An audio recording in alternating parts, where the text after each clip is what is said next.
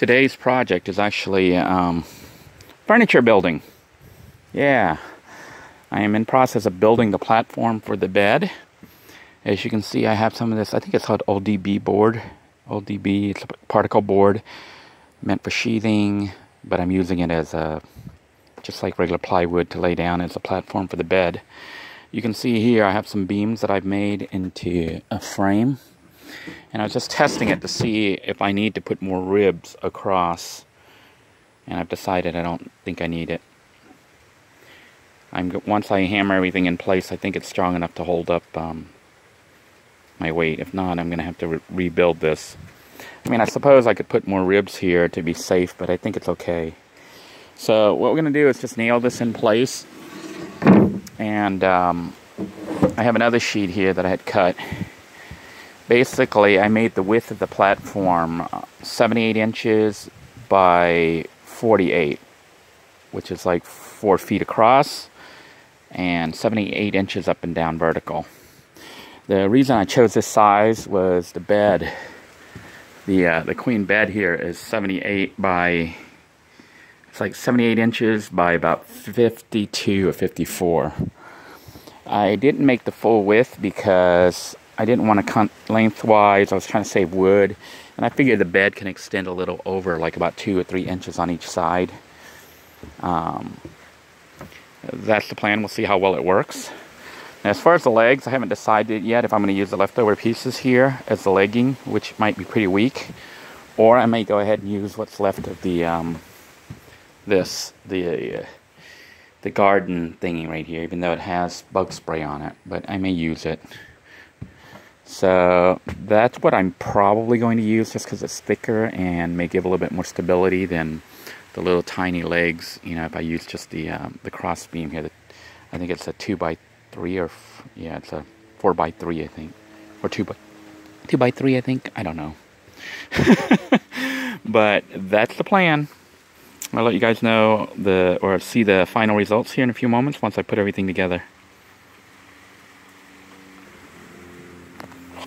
I've assembled the bedding platform, but after walking on it and seeing how it kind of gives a little bit, I've decided I better reinforce it. So what I'm going to do is put some, flip it over, make some more cross beams that go across just to help spread the weight. Not spread the weight, but hold it up. So I think I'll be running a beam down the center here, like that, to just kind of not have it break right down the center. I think it's better to be safe than sorry. I was going to make some beams that go across like in the center here, but then after looking at it and seeing how the weight would be distributed, I think it's going to be better to have the beams go this way, you know, like that. That way weight is always across only a little bit. Now, I don't have any more of those large beams this size, so what I'm going to do is use a smaller beam, this right here. I think this is like a 2x2, maybe? I don't know.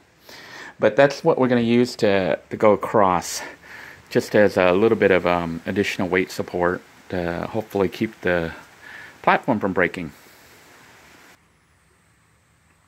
Alright.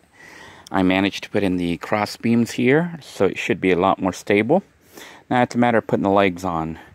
And I think I am going to go ahead and go with that beam, this one right here, the gardening beam, just because it's bigger. But the issue will be once you put it in on the corners, it may want to wobble and fall off, and break.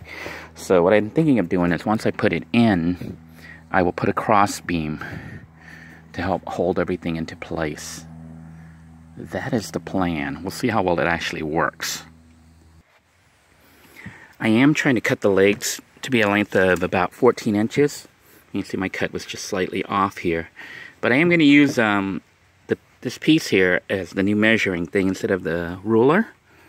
This little measurement thingy. And the reason is to try to line it up so that they're all exactly the same size, regardless of what the actual measurement is. I want them all the same height. But the other thing is, when I draw the line here, because I'm using the chainsaw to cut, I have to make sure I cut on this side. That way the line goes right up to there. I want it to be the same, you know, height pretty much, because we don't want the bed like wobbly and lopsided. So we're going to draw a line, then cut it right on this side. That way it lines up flush with that. So that is the plan. Just only 4 more. I might even do, like, I think I may do some middle supports too. So that'll give us six legs, I think. Well, after cutting a couple of these using the chainsaw, I can see how lopsided it is. It's like not square. That's going to cause a problem trying to hammer it onto here so it's a nice stable leg. So we're going to try to use these thinner wood, what's left of the beams here, because they're at least thinner, and I think I can manage a straighter cut instead of trying to cut the big one here. Using these little pieces, these 2x4s, whatever they are, I think I can hammer it in like that, and then maybe do a brace across the corner. So we're going to measure these at 14 inches and then try to cut them all so they're nice and the same length and square. That way they make stable leg platform for the bed here. Alright, it's not the most perfect cuts. But what do you expect with a chainsaw there? We're going to try to mount these now and see how stable we can make it. See if it'll actually hold up the platform bed. Alright, this is what I've decided to do to try to stabilize the legs. I'm going to put each piece in like this, and then I put a little cross piece here to kind of hold it in steady. I think I may have to hammer this in some more or something, or screw this, run a hole through there, but it may get weak if I go through the center there, so I don't know. Of course, it's still wobbly, so I may have to do that. I think I may have to drill a little hole and then go diagonal there to kind of hold it in place. I think I'll do that. Alright, I went ahead and made a hole here and drilled it. It's still a little wobbly, but at least a lot more stable than before. So I think when I flip it over, I'll put a nail through the top portion, you know, of the beam here on the other side, and that should hopefully stabilize the legs. So now it's just time to do the other 3 corners there. Alright, all 4 legs have been put on. Now it's a matter of flipping it without breaking it, because it's still kind of weak. What I need to do is carefully flip it over and then nail in the corners. And hopefully it'll be a little bit more stable. To try to determine where the piece comes up, I laid this measuring thing here and just kind of eyeballed it. I'm guessing, but by lining it up here, I can look at the center line, you know, along this edge here, and drew a line, just a rough estimate, and that's where I'm hammering it. And it seems to be hitting it, so hopefully the legs will become stable enough and the unit's not going to fall apart. So here we have our completed bed platform. Looks like it is pretty stable, not wobbly, very strong. I can stand on it. Nice and strong. And all we're going to do now is just lay the bed on it and call it a day. So let's see what the finished product looks like. Here then is the completed bed platform with the bed on it. You can see there is a little bit of an overhang. Probably about 2.5, 3 inches on each side of an overhang here where the mattress kind of goes over the bed. But the height is good for sitting. I can sit right here, and it is a perfect height for sitting. Let's check out the bed. Oh, it feels so good with this bed in place. I actually have a place I can lay down and chill now. And look at that view, you know? Isn't that a nice little view? It's like a widescreen TV. This bed is a perfect height. But this is what it looks like laying down in Hut 2.0, unfinished. I do need to finish off that door, though. and then secure all those holes. I wanted to point out something that's pretty cool. Yeah, this is going to work. This is great. This is certainly a lot more room than sleeping in a van. I actually have room to stand up and walk around, and I think I'm going to like this. This is really good. Yeah. Now, I wanted to point out something here that I built the other day. This is from one of the pieces of scrap wood I found. This used to be, I think, part of a kid's shelf. I think it was a shelf, a bookshelf or something. And I'm going to be using it as a little table here. So you could have like a little bar table for sitting and you know, two people can sit here and talk and drink. And you can also cook in it, on it rather. I have the butane cooking system, which could be put on there, and you could cook inside if you wanted to. That would allow you to cook using gas instead of cooking outside, which I plan on having kind of a grill out there for barbecuing and for cooking using wood.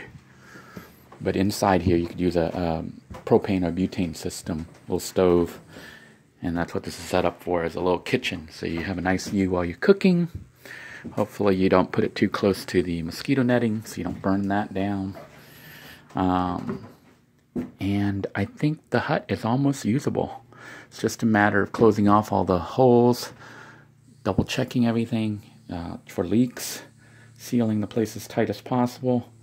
Interestingly, I had sprayed this on here the other day, the Repel mosquito anti-mosquito. It's DEET free. So it uses, the active ingredients is oil of lemon, eucalyptus, and other ingredients. So it smells lemony in here. I have sprayed it all along the windowsills.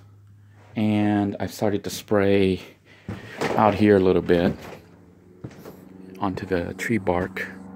You know, this little hairy thingy here. And that Repel stuff appears to be working. I have had a couple mosquitoes come by, but not like a million of them like before. So maybe it is working, or maybe there's just less mosquitoes today. We're going to find out when we do our first sleepover to test the system out.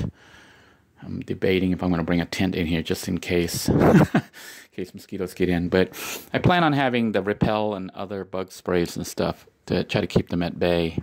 So if this works, what I'm going to do is just spread that Repel oil, just spray it along the little trees and stuff around here. Oh, there's a mosquito trying to suck my blood here. And I just squished him just now. Tried to push him away, but he didn't want to go away. He still wanted more. So, sort of working, but not really. There's not as many mosquitoes as before, but it could just be because today it's not as wet. I don't know. We'll find out. I'm going to probably get some more of it. It is about $5 a bottle, so kind of expensive. But if it works, definitely worth it to keep the mosquitoes away. I am so happy the bed is up. Now it's a matter of just finishing things up and making the place habitable.